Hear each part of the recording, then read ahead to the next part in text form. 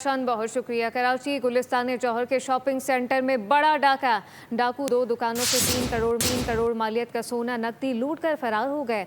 वारदात का मुकदमा शारा फैसल थाने में दर्ज कर लिया गया है। एक दुकान से 2 करोड़ 15 लाख का सोना, 20 लाख नकदी लूटी गई।